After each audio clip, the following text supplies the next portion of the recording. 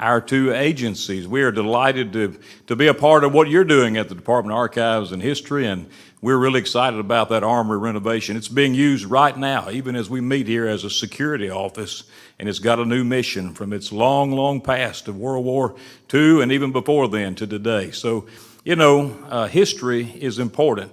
When I was at Mississippi College, I was not only a student of political science, I think that was technically my major and ultimately my degree, but I'm a great history student as well. I love Mississippi history because if we do not learn the lessons of history, we're doomed to repeat the mistakes of the past. And there's so much that we can learn. I appreciate the museums here and what you do as well. The history of Mississippi agriculture, the roots of Mississippi agriculture run deep in the soil of this state, and I would say they are inseparably and forever entwined in the history of Mississippi as well as her present and her future. And so I'm Andy Gipson, your Commissioner of Agriculture and Commerce, and I'm honored to be in this role for the last 5 years and hope to a few more years. And in the last 5 years, as I have served as your Commissioner at the Department of Agriculture and Commerce, we have a lot of our great people here today.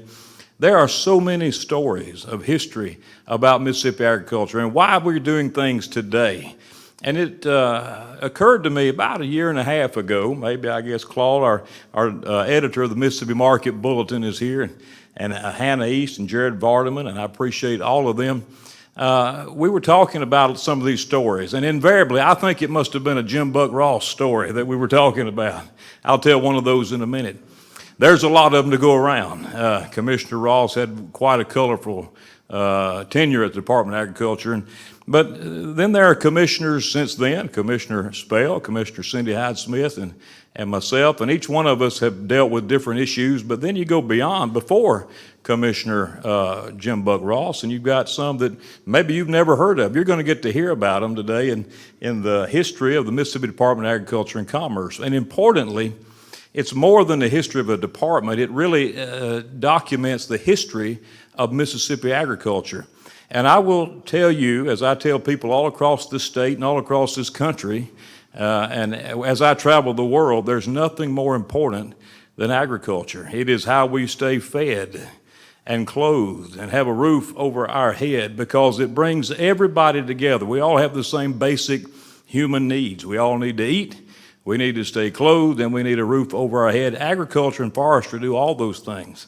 And so as we talked about the stories of agriculture and some of the history in our agency, I asked Claude the question, has anybody ever written this down? Because the time's going to come that, Claude, you're not around anymore, I'm not around anymore, and somebody needs to know what happened and why it happened. And from that conversation came this book that we're delighted to present to you, and Claude's going to tell you a lot of the details about it. But whether you go back into the time before history, before the dawn of written history, agriculture was front and center here in Mississippi as our Native Americans, Choctaws, Chickasaws, and others raised the crops that they raised, corn and beans and squash to live off of, and raising their own food and harvesting the wildlife and the game here in Mississippi. And you fast forward to the settlement of this state and all the pioneers that came here first for the logging industry, the trees that were that big around and bigger that were harvested, and then crops that were planted. And you know all the more modern history, but you get to today and the technology and the advances that we've had in agriculture just astound the mind. You probably know, most people don't know, agriculture is still Mississippi's #1 industry.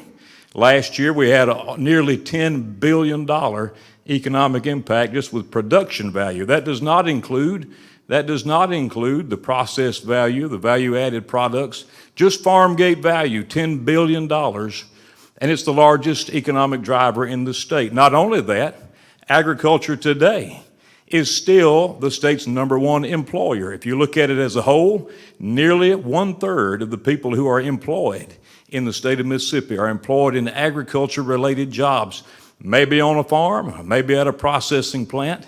But let me give you one real-life example today, how agriculture touches everybody's life. Anybody ever heard of Chick-fil-A? Yeah, everybody has. It's the world's fastest growing chain, and they love to sell chicken, and we're so happy about that in Mississippi. Can I get an amen right there? Because chicken is our number one business. I toured a processing plant over in Carthage a few years ago. This was before the pandemic, and they were processing birds, chickens, and they were making fillets. And I asked them, where do these chickens go? And keep in mind, they told us that on average, that plant was processing some 400,000 birds per day. All right? Do the math, 400,000 birds today. They told me that of that number, 2/3 of that number went immediately to Chick-fil-A. I said, wow, what did y'all do before Chick-fil-A? The plant manager said, we thank God for Chick-fil-A. Just last month, Chick-fil-A purchased all the equipment to fully upgrade a plant in Forest, Mississippi, and it is 100% Chick-fil-A product made right here in Mississippi, grown from our Mississippi farmers, processed in a Mississippi plant, and that plant, brand new, upgraded facility, is now doing 100% exclusively Chick-fil-A. They sent a message to remind everybody they are closed on Sundays, all right? So the plant closes on Sunday too. How about that? Whether you're a farmer, whether you're a processor, whether you are in the consumer food chain, if you're in the retail markets, or whether you're in the drive-thru at Chick-fil-A, agriculture impacts our life today in a way that has never been more important. And COVID-19 demonstrated how critically important agriculture remains, not only to our history, but to our future and to our survival.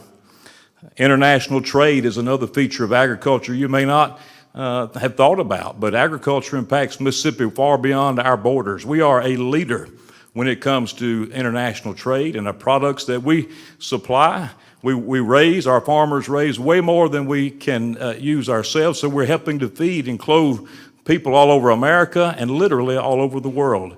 And I've had the privilege to travel to places like Taiwan and visit with the president there about their needs as a very somewhat isolated country in East Asia, and they need food, and we get to provide them food in the form of grain and chicken and other products. And places like India, the world's fastest growing nation, soon to surpass China in terms of people, they don't have enough food to keep up with their population.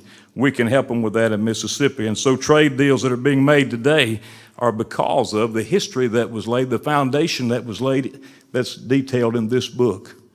And so I want to mention one other thing. You know, Mississippi is a worldwide leader in a lot of things that may not make the press, but did you know we are the world's #1 producer of U.S. farm-raised catfish? How about that? Y'all like catfish, don't you? And we're known worldwide for the quality of our fish, and we're proud of that. So agriculture gives us an opportunity to show not only the history of where we've been, where we are, but where we're going. And it is a bright future. And our state is well positioned, not only to meet our own needs, but to help meet the needs of the world. You probably don't know, but the Mississippi Department of Agriculture and Commerce has our own newspaper. It is actually a market newspaper. It's a market for our farmers. Claude can tell you all about it. He's brought samples that are over here somewhere. But it is the state's largest newspaper. It's the Mississippi Market Bulletin. And you can buy, sell anything in that paper that you want to buy. I got my best squirrel dog out of that Market Bulletin about 10 years ago. And whether you're looking for a squirrel dog or fresh peas and butter beans, you can buy it there. But it is because of the publishing prowess of Claude Nash, our editor, that we have the paper. And Hannah and Jared are helping him with that and doing a great job.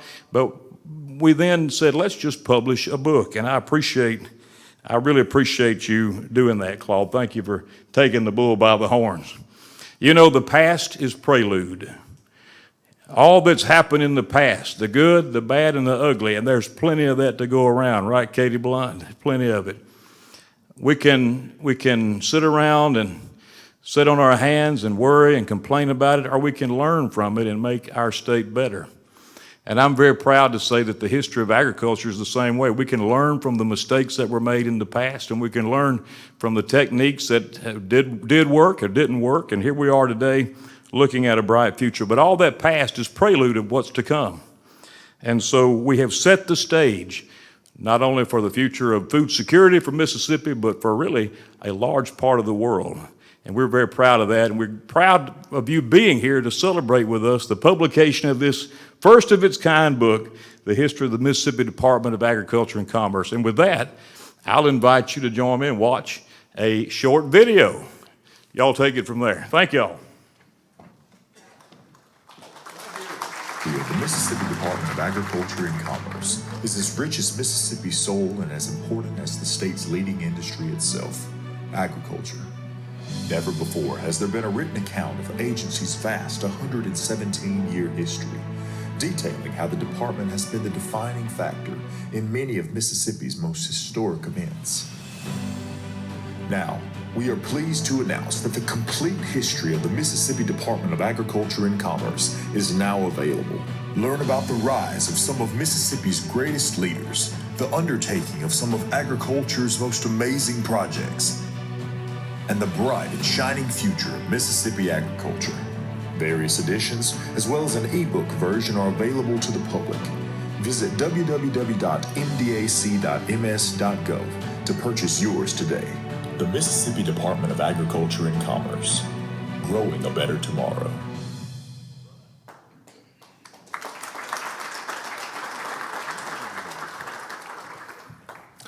Good afternoon, everybody. Brother Rogers, I didn't know that was your father, Dr. Frank Rogers. I thought the world of him. He was a great man and did a great for the Board of Animal Health. As Commissioner has well spoken already about all this, it was in 2021. I was sitting in his office and we were kind of just telling stories back and forth on different things, especially Commissioner Jim Buck Ross. And he said, do we have any recorded history or any documentation about our agency? I said, well, other than our annual reports that go back to the early 80s, the late 70s, I said, to my knowledge, there is none. So he looked at me and he says, we need our very own history book. I got worried for a second because I knew where that was going, but it turned out perfectly.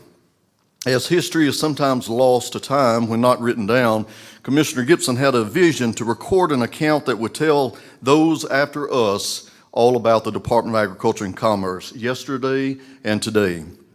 As a longtime employee of our agency, I was honored to be charged with the task of telling our agency's history. I went to my director, Paige Manning, in the Market Development Division, and requested my two colleagues, Hannah East and Jared Vardaman. Hannah is one of our marketing specialists. She assists me every day with the Mississippi Market Bulletin. She is an incredible writer, and she does a great job at everything that she does.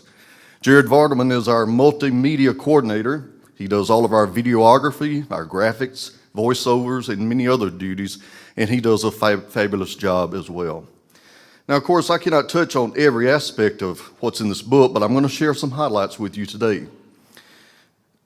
We didn't want to write about a particular commissioner. We didn't want to write about a particular employee or a division. We wanted to show how each commissioner and their administration played a pivotal role in their leadership in the era which they were elected for. In this book, readers will enjoy learning about the progression of Mississippi's agriculture, the role that the Department of Agriculture and Commerce plays, and its 8 commissioners. The Mississippi Department of Agriculture and Commerce was established in 1906 by an act of the Mississippi Legislature.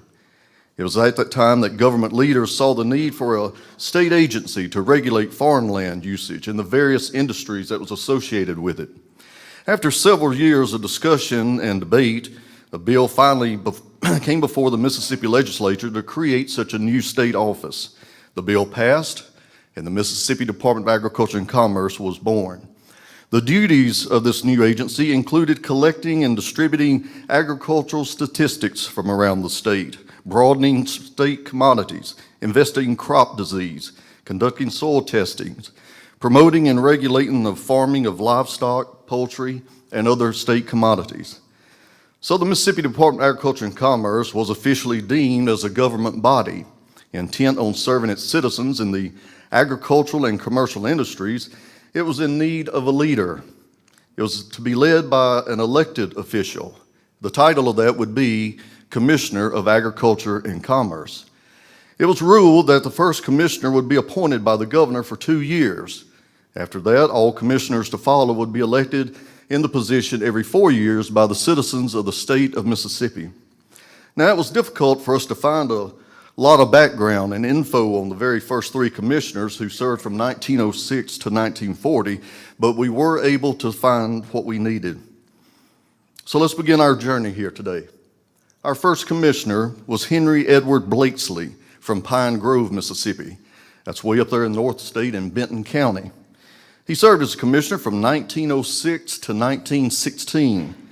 He started campaigns for the eradication of the southern cattle tick and the Mexican cotton boll weevil, which were both threatening our cattle and cotton industry here in Mississippi. During this term, a growing number of successful county fairs were held throughout the state with reports of large attendance of educational and agricultural exhibits. Following several resolutions by the Mississippi legislature, it was decided that a great fair, what originally known as the Mississippi State Fair Exposition, would be held at a centralized location for the entire state. So the State Fair Association was formed, and Commissioner Blakesley became president. After its establishment, an act was passed that permitted the State Fair Association to use the bottom lands located between the state capitol and the Pearl River.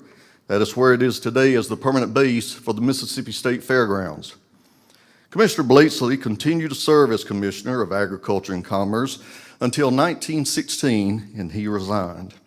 Our second commissioner was Peter Parley Garner of Noxubee County. He served as commissioner from 1916 to 1928. Serving as commissioner during the Great War, Commissioner Garner joined federal government officials in supporting the campaign of urging citizens to raise home gardens, which was known as victory gardens. This was to help to fight in the fight of Germany. Also, Commissioner Garner would play a significant role in the suddenly booming market in the state. The demand for milk and cream greatly increased in the early 1910s, and dairy farming became a commonplace throughout Mississippi. So the Mississippi Department of Agriculture and Commerce created the very first Dairy and Creamery Division, which was required to obtain information and inspection of dairy farms. Commissioner Gardner continued to serve as Commissioner of Agriculture and Commerce until 1927, and he resigned. Our third commissioner was J.C. Holton from Kemper County. He served from 1928 to 1940. Now, I'm very partial to Commissioner Holton because he is the one that started the Mississippi Market Bulletin. It was during this era of the United States history that a single event changed the economic landscape of our country for decades to come. That would be known as the Great Depression. The Great Depression was especially damaging to farmers located here in the South, where farming was the main industry and lifeblood of local economy.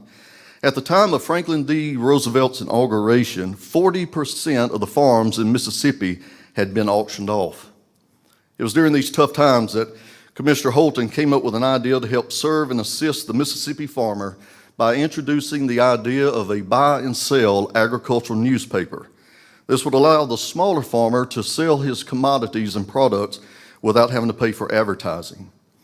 These products that were sold directly from the market did not have established market outlets that would be such as plants and seeds and hay and poultry, machinery, equipment, and home goods. So the Mississippi Market Bulletin provided a cash market for these farm products, and the Mississippi Market Bulletin was an instant success. He planted a seed 95 years ago, and still to this day, the Mississippi Market Bulletin reaps a bountiful harvest. Now, just on a side note, on July 1 of 2018, our agency's newspaper turned 90 years old. To commemorate this impressive achievement, Commissioner Andy Gipson asked me to write an article and duplicate this original photo that we found over here at the Department of Archives and History. That was from July 1 of 1928, when the very first truckload of the Mississippi Market Bulletins was being delivered to the post office.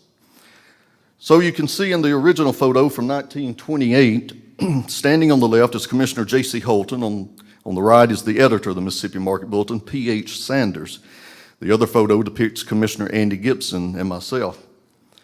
In 1940, Commissioner J.C. Holton would not run for re-election.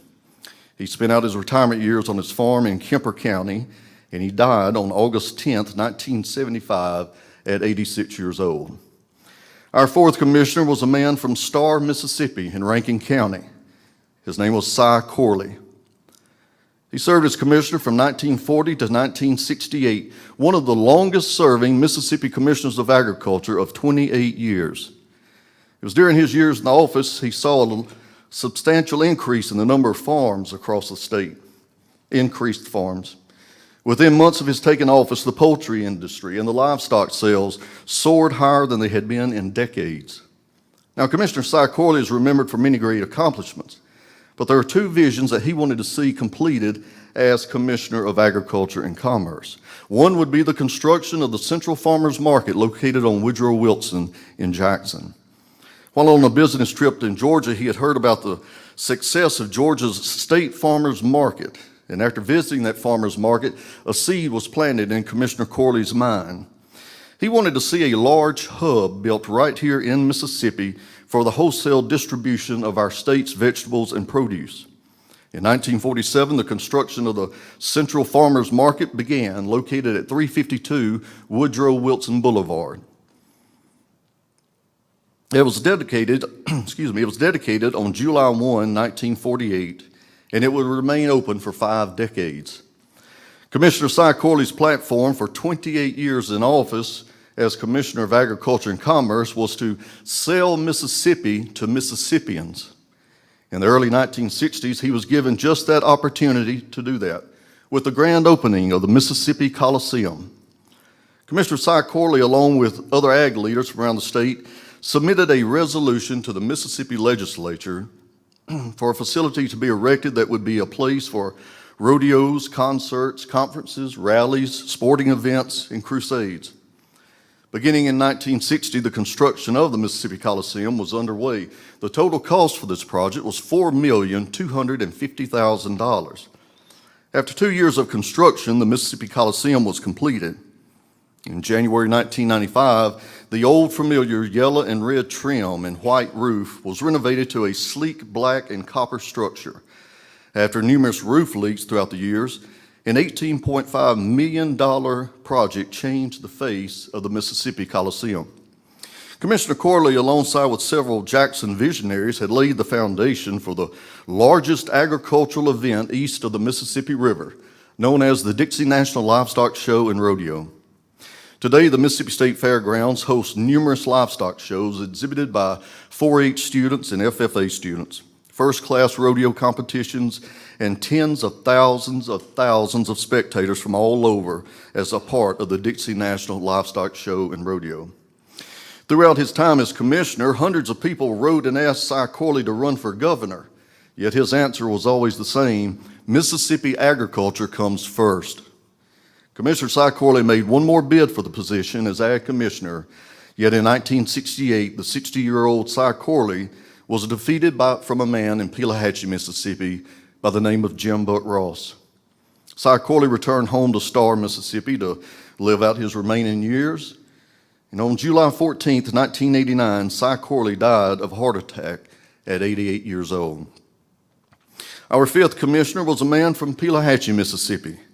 He served as commissioner from 1968 to 1996.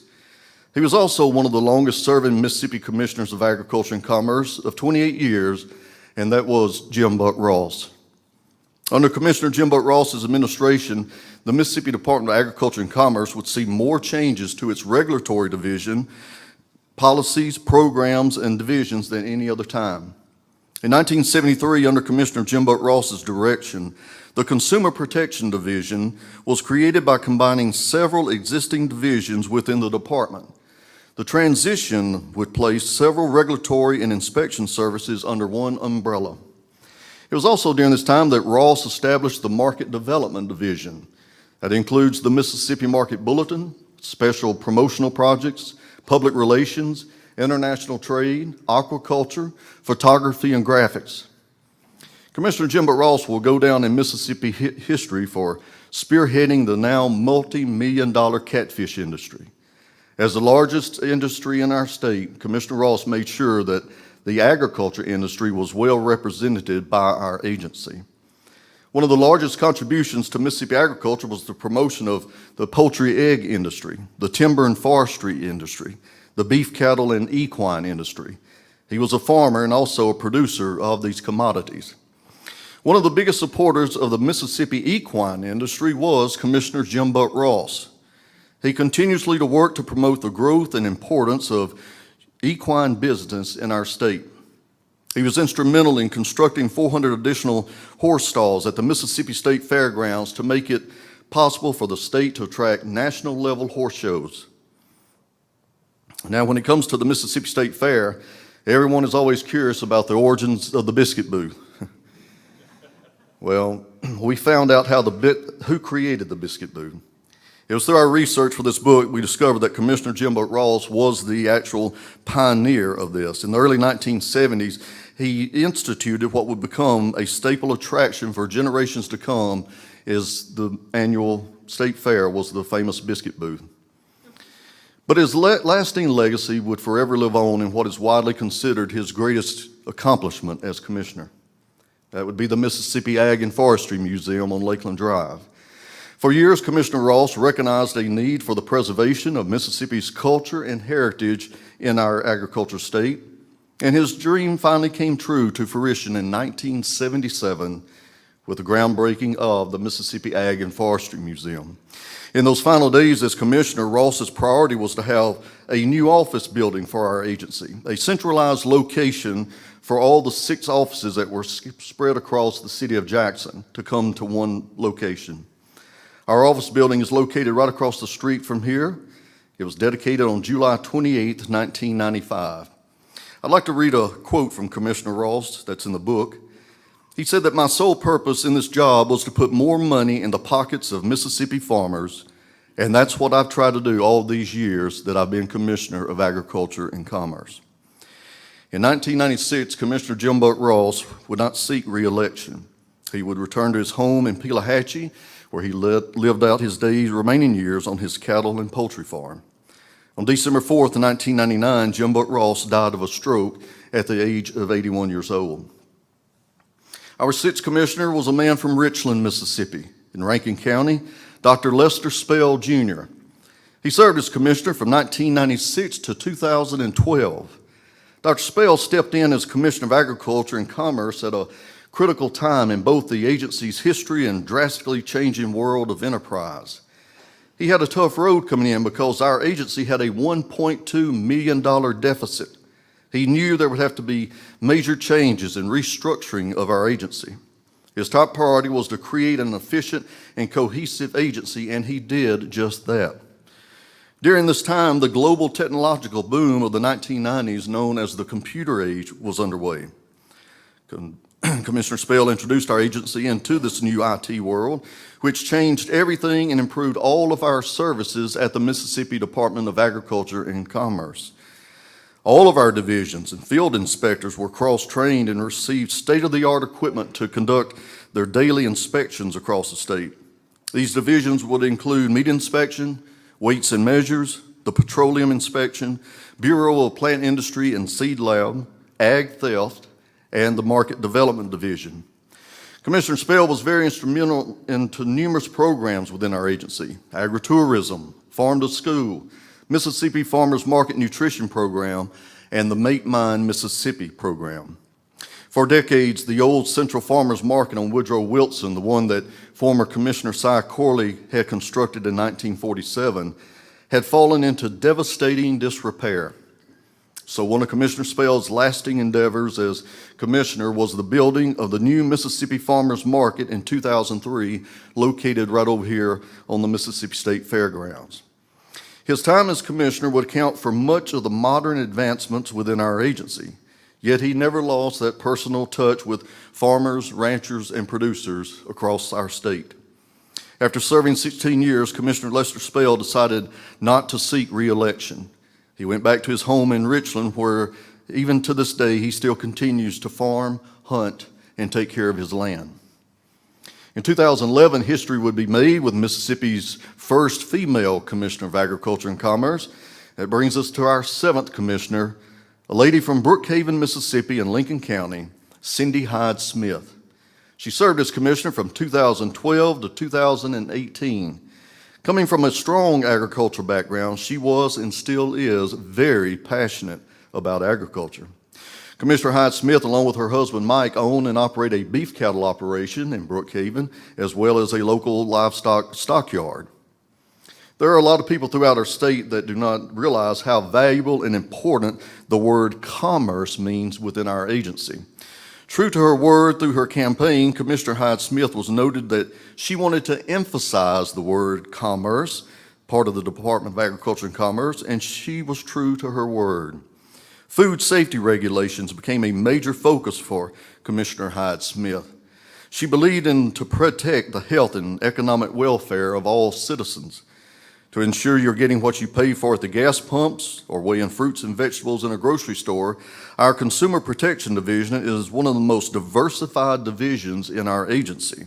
It enforces retail food safety and sanitation laws and regulations. In 2015, the idea was planted to highlight Mississippi products and build markets for our state's unique products. Later in 2018, under the leadership of Commissioner Andy Gipson, this idea as Genuine Mississippi would come to fruition. Genuine Mississippi is our agency's state branding initiative. It is to promote agriculture products that are grown, raised, crafted, and made right here in our state. One of Commissioner Hyde-Smith's most lasting contributions to Mississippi agriculture was her unwavering support of the Mississippi Ag and Forestry Museum.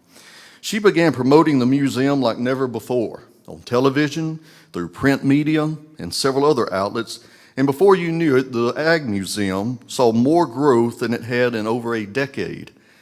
Yet at the height of its success, the museum faced an unprecedented challenge that would change its history forever.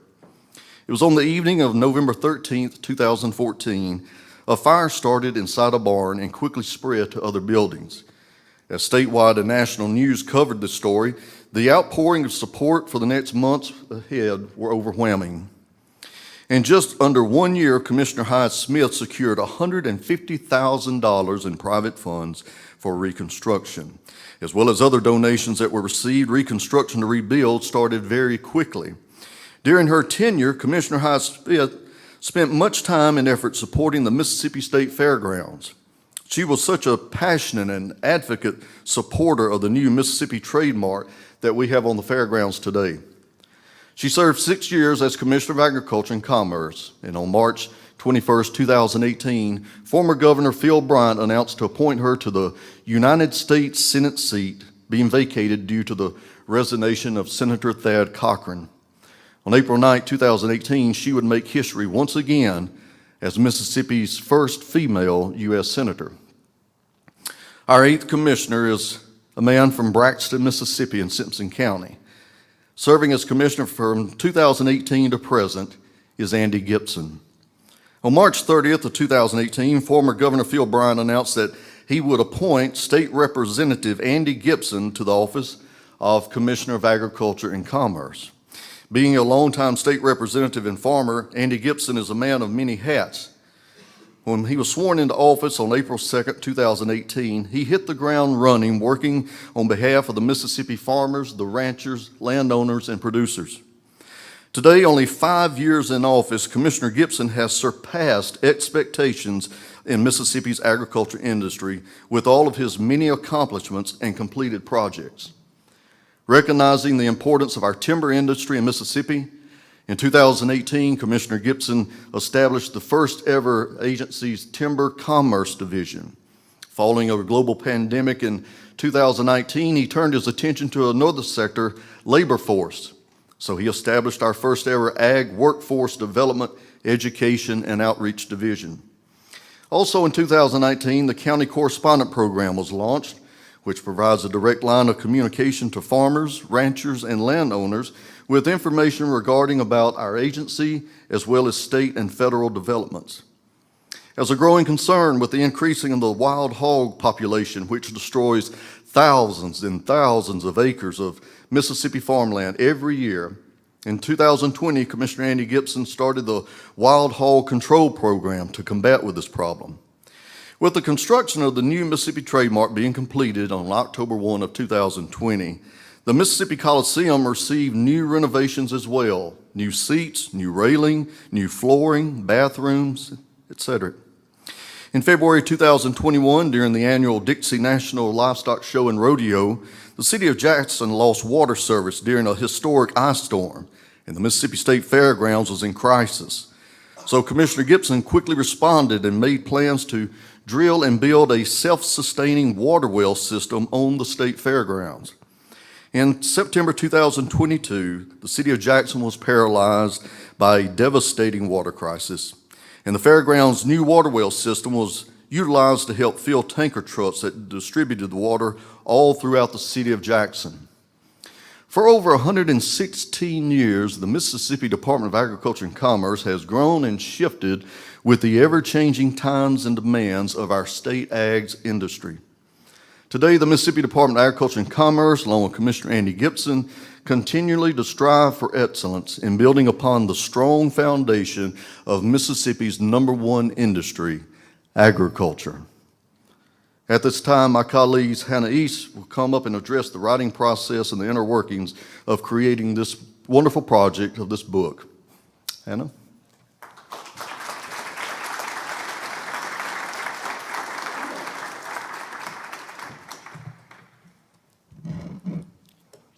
Good afternoon, everyone. As Claude said, my name is Hannah, and I would like to share a little with you all about our process for writing the history of the Mississippi Department of Ag and Commerce, or MDAC. I remember going back to my desk after Claude told us the news. I was very excited about this project, though admittedly a little overwhelmed. We had to consider our daily job duties, overall content to include, and writing styles. That is, how to make a book flow in a cohesive way with 3 separate authors writing different sections at a time. And I remember going back to my desk and literally Googling how to write a book. We knew we needed a process in place, a flexible routine we could follow that would yield the best results for our busy schedules. So for our outline, we decided to go by the commissioner's administrations. We could work chronologically, section by section, chapter by chapter, based on their time in office. So as Claude touched on before, each ag commissioner presented their own focuses and goals, which in turn directly influenced the inner workings and evolution of the Department of Ag and Commerce. We believe we were able to draw a clear depiction of the agency throughout the years as it was seen in that moment during each era. So for each section, we followed our now established process. We researched a topic, interviewed people on that topic when possible, wrote first drafts, made edits, and then submitted revised drafts. And we kept repeating that process. Now, when I say repeat, I mean we went through those steps more times than I can count. However, in the end, it was all worth it, for we wanted to publish an accurate and interesting work that would educate the public, and we feel confident that we have done so. Now, as the most important part of any historical project, we spent a lot of time and dedication in the research phase of this process. We utilized local, state, and national institutions, agencies, universities, and other libraries. From visiting the Lauren Rogers Museum in Laurel and the U.S. Catfish Institute here in Jackson, to combing through the USDA's and U.S. Law's online databases, we chased numerous leads through a variety of avenues. In particular, we consulted with associates from the Mississippi Department of Archives and History and Mississippi State University's CHARM Library Collections. And CHARM stands for the Consortium for the History of Agricultural and Rural Mississippi. And on behalf of our team, I would like to personally thank University Archivist Jessica Perkins-Smith, as well as Senior Archivist Sean Stalzer and the entire library staff at the Mississippi Department of Archives and History for their assistance throughout this journey. Another major resource for us was the online database newspapers.com. Thanks to the guidance of our Chief of Staff, Brian Perry, who introduced us to this incredible tool, we were now able to access firsthand accounts regarding our agency from articles dating back to the establishment of MDAC. This goldmine not only provided insight to our state's ag industry from times gone by, but it also gave us direct quotes and ideas from our agency's leaders. It was very interesting to find that a lot of goals, vows, and obstacles that our agency faces today can be seen over and over throughout our history. For instance, our first Commissioner of Ag and Commerce, Henry Blakesley, introduced a program called Grown in Mississippi. This he described as a builder's movement intended to benefit every citizen of the state. By stamping those words upon our products, he said, "We are openly proclaiming to the world that our products are good and we are proud of them." You'll see in this book how over the years this concept of promoting Mississippi producers and products has taken on different names, appearances, and roles, but the core principles remain. Perhaps none so successful as our agency's current statewide branding initiative, known as Genuine Mississippi. However, my favorite quote actually comes from Commissioner Garner, our second commissioner. When America was facing World War I, Garner famously said, "It is the duty of every individual citizen to produce from the soil something to eat, for dolorous times are ahead. Let those in the fields armed with the plow and hoe be an unconquerable ally to those on the field of battle." This battle cry for Mississippi's farmers to take up the mantle and provide for the rest of our citizens is a direct quote from the Southern Herald newspaper in April of 1917. And in this book, readers will see similar circumstances that were overcome to sustain our population, from the wars of past generations to crises seen in our lifetime. Most recently, our agency stepped in to assist Mississippians during the COVID-19 pandemic. Just like the supply chain disruptions and product scarcity that Commissioner Garner addressed so many years ago, we face again today. Under current Commissioner of Agriculture Andy Gipson, under his leadership, our agency established new online markets for locally grown produce and promoted Mississippi dairy, meat, and other food products for consumers during the pandemic. And once again, our ag community proved unconquerable. So, armed with these tools and resources, we began to piece together and build the story of our agency. Luckily, I work with some of the best at the Department of Ag and Commerce, and within our marketing team, we are a very close group that works well together. Within our trio here today, we were able to play on each other's strengths, divvying up certain roles throughout this process. Claude managed the entire layout and design of the book, whereas Jared and I did the bulk of the writing. Everything else we were able to tag team. So when all was said and done, we had conducted 15 interviews, which does not include the dozens of personal accounts and knowledge provided by our past and present employees. And we would like to sincerely thank all of our MDAC directors and coworkers who assisted in this way. Together, we collectively logged approximately 30 hours at the Department of Archives and History's library, and we combed through over 200 pages of slides, scrapbooks, and photo albums from materials within our own agency. In fact, I learned exactly what a 35mm projector slide is, and I'm proud to say I now know how to convert those vintage images into a digital copy. So in the end, we visited 7 institutions, referencing a total of 41 sources. We wrote countless pages and drafts throughout the course of this book, but we finished with 121 pages seen there in the final draft. So from start to finish, that is the day we were commissioned to write a book on the history of our agency, to the day the first batch of books arrived in our offices, took 1 year and 8 months. And on behalf of myself, Claude, and Jared, we would like to thank Commissioner Andy Gipson for entrusting us with this important project. It was a labor of love, but we hope you all enjoy reading about our agency's history. Thank you. And please welcome Jared Vardaman.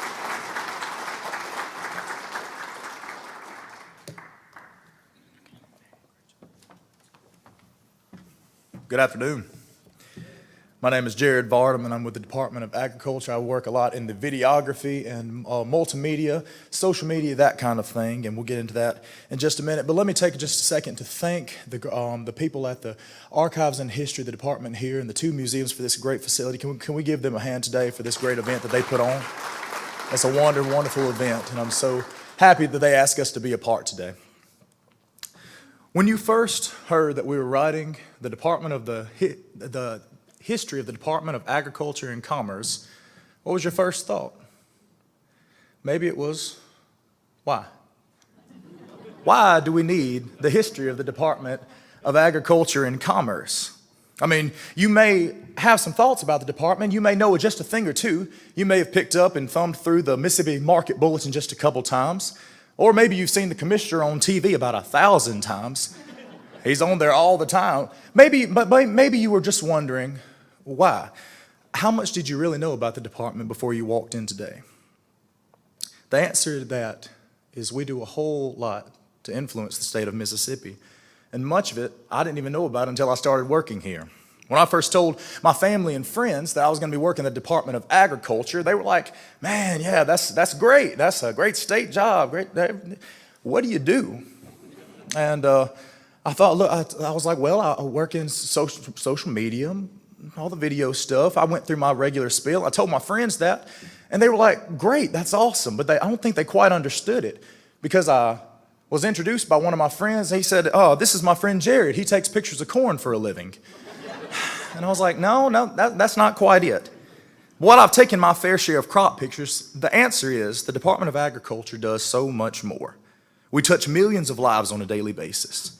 One of the members of our Ag Youth Council once said, we're a lot more than cows and plows out here. And that's the truth. We are so much more than what you typically think when you think agriculture. While we promote and exhibit every facet of Mississippi agriculture, we are also tasked with the regulation of Mississippi products, making the commerce part of our name a lot more important than you think. The Mississippi Department of Agriculture and Commerce works to promote agriculture overall, to manage invasive species, to register and regulate pesticides, seeds, and fertilizers, to ensure a fair marketplace in pricing and commercial scales, to inspect motor fuel, to protect the public's food supply, and to engage in additional state and federal regulatory roles.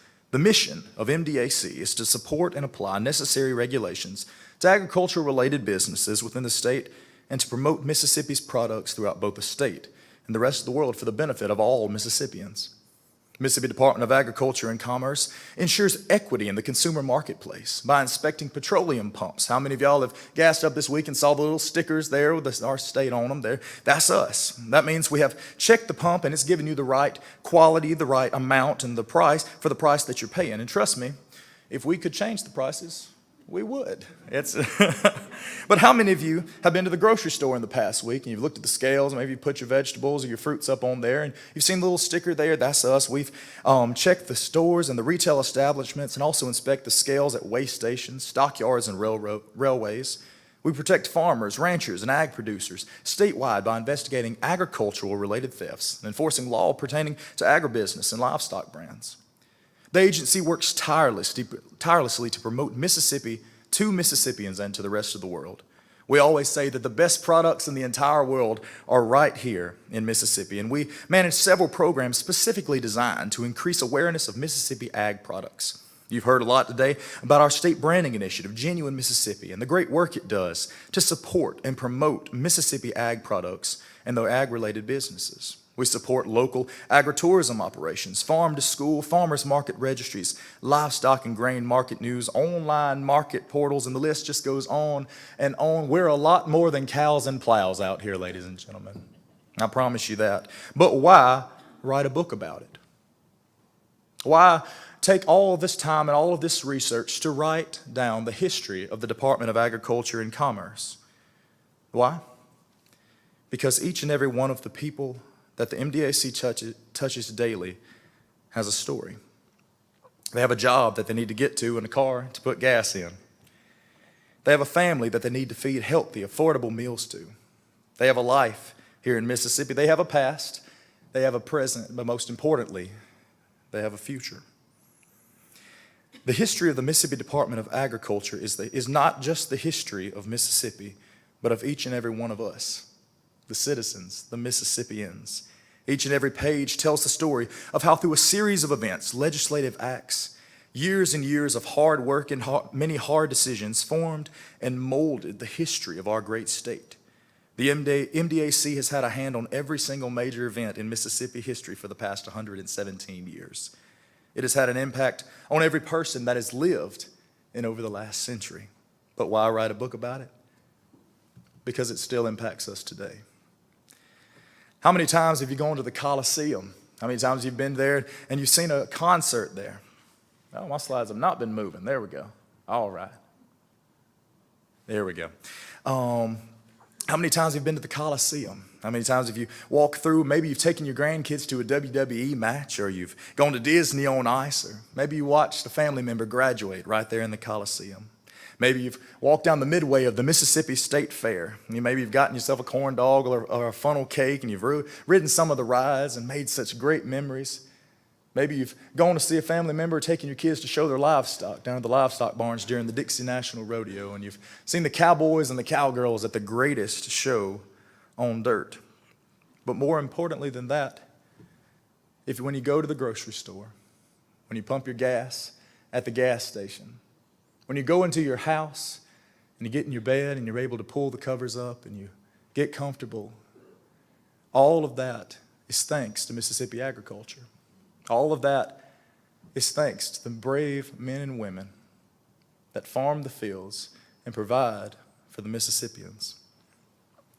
Mississippi agriculture impacts each and every one of us. And let me tell you, folks, it's had an impact on me.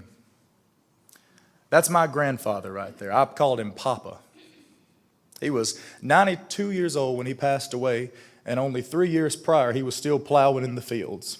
He was out there on his single plow with his mule, and he was out there plowing. He got up each and every morning, he put on his overalls, and he went out and he did what it needed to be done for that day. That's Mississippi agriculture. He believed in 3 things: praying to the good Lord, reading the Farmer's Almanac, and looking at the Mississippi Market Bulletin twice a month on the 1st and 15th. He believed in it. He surely did. That's a testament to what Mississippi agriculture means. Claude and I were talking before we went down to the farmer's market there, and we were having a meal together and just sharing the time and just preparing ourselves for this event. And he started talking about his dad, Mr. Ray, who's here today. And Claude's parents, Ray and Joe Nash, are here, and he said that it's a hard life on a farm. Many times Mr. Ray would be up if the equipment shut down. He would get up and he would work on it well past midnight and get up the next morning and do it all again, day after day after day. And ladies and gentlemen, that's why we wrote this book, to celebrate the history of Mississippi agriculture. Mississippi agriculture is long days, sore backs, calloused hands used to plant the seeds of success for our state. It took generations of farmers, ranchers, growers, and planters getting up each and every morning, rain or shine, cold or scorching hot, to do what had to be done to take care of their land and their family. It was not always easy.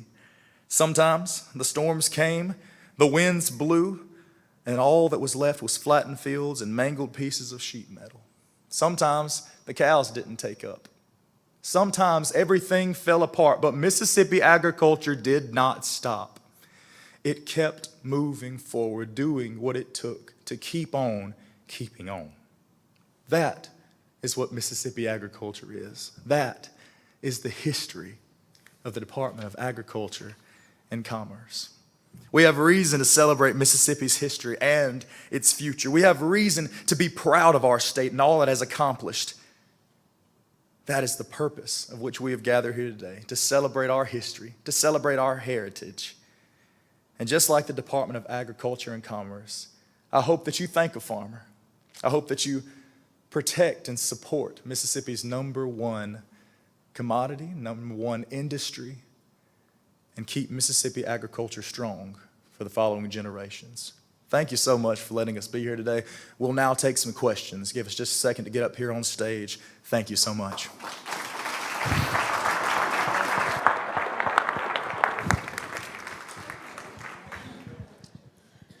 We have just a couple of minutes for questions. If anybody has one, raise your hand. We'll bring the mic to you. Let everybody get on stage. I guess this question is for any one of you. Was there some sort of state agency or state organization that did a part of the functions of the Agriculture and Commerce Department before, whatever, 1916? No, sir.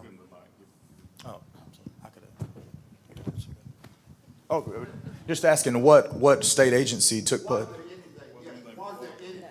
No, not particularly. It was not an organized state. organization. There was not a division or any type of agency that was doing that beforehand. It's funny that the Department of Agriculture actually started as the Department of Agriculture and Immigration. And that was a direct result of all of the historical parts of that time and during the late 1800s and the Reconstruction coming out of the Civil War. And so that they decided that it was time for the state to have an organized body in order to take care of that. What about it? Hello? We can hear you, brother. What about Mississippi State University? They were there from what, 1898 or so forth. Was anything up there that took part of the place that later became the Agriculture and Commerce? Yes, sir. Actually, there is. In fact, to this day, Mississippi State University houses our BPI location. That's our Bureau of Plant Industry, and we also work very closely with our chemistry lab there. So though they did not take on our responsibilities for Mississippians and what we did, they certainly have been a partner. Mississippi State has certainly been a partner to our agency since the beginning. Yes, sir. We couldn't do what we do without Mississippi State University and Extension, and a lot of the duties that we have in terms of data collection and publication of that, we partner with Mississippi State for that, so we're not duplicating efforts, and it's been a great relationship, I'll have to say, really. But yeah, it was in the early 1900s. Farm Bureau just celebrated 100 years of their history, Mississippi Farm Bureau Federation. It was at that time, about 100 years ago, a little more than that, people began to think, we really got to focus on agriculture for the purpose of food security and going into the world wars and all of that. That seems to be the driving force. Claude. I had a question about 16 section land, what year it was instituted, and does your department oversee that? Okay, we do not have anything to do with 16th section land. That is a Secretary of State function. It is put into the Constitution, and those 16th section lands are designed for educational purposes. There's 640 acres per section. That section has its purpose for education, and then it's the Constitution. I'm pretty sure, I think it's the Constitution, I know it is. Our state law puts it under the Secretary of State for management. So they manage if it's not being used for education, then it's leased by the school board for timber, or farming and so forth. Good question. But we don't have a thing to do with it.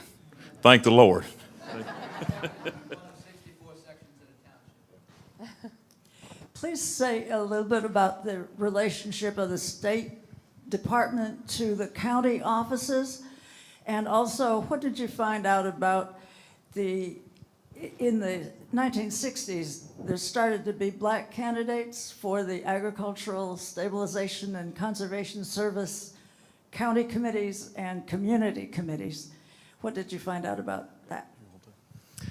So those county committees are actually under the United States Department of Agriculture. The Farm Service Agency has county committees that are assembled in every county, and they're electing county leadership. So that's through USDA and Farm Service Agency. And yes, we've seen growing participation of minorities, African Americans and others at that level. And that's a great partnership. Although we are a state agency, the Mississippi Department of Agriculture and Commerce, we do partner with USDA and the Farm Service Agency on a regular basis, and soil and water conservation for that matter, on a lot of the same issues. But thank you for that. We have come a little past the top of another hour. I appreciate you all being here today for this program. We have copies of the book for sale. I've read it. I really enjoyed it. It's a great look back at the history of the Department of Agriculture and Commerce. I hope that you will all come back next week when we'll have History's Lunch with Emily Irwin Jones and her look at the Delta Chinese. But for now, help me thank Commissioner Andy Gipson, Claude Nash, Hannah East, and Jared Vardaman for this terrific program today. And I'm sorry, one quick thing, Chris. Commissioner will be over here signing